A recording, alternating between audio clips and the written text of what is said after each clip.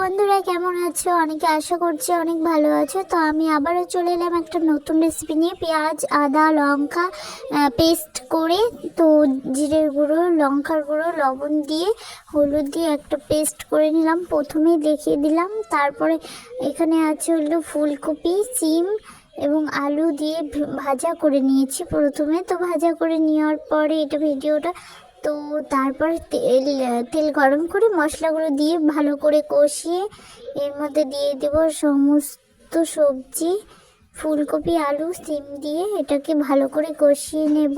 তো কষিয়ে নেওয়ার পরে সামান্য পরিমাণে জল দিয়ে দেব, যেটা এটার জন্য সেদ্ধ হয়ে যাবে। তো ছোট ছোট করে দিয়েছি যেহেতু, তো সেদ্ধ হয়েই যাবে। তো তারপরে আমি হালকা নাড়াচাড়া করে তারপরে জল দিয়ে দিলাম আর দেখে নিলাম সেদ্ধ হয়েছে নাকি। ভেজে নিয়েছি, তো সেদ্ধ হয়ে গেছে। তো তারপরে এর মধ্যে জল দিয়ে দিয়েছি, মানে জল দিব এখন আর কি। আর তোমরা সাবস্ক্রাইব করে দিও তো আমার চ্যানেলটাকে। তো আমার ভিডিও তোমাদের কেমন লাগে তোমরা কমেন্টে জানাবে, ঠিক আছে? আর ভালো লাগলে লাইক করে দেবে। তো এটা রান্নাটা তোমরা একবার ট্রাই করতে পারো বাড়িতে, খুবই ভালো লাগবে। বাই। তো হয়ে গেল আমার তরকারি।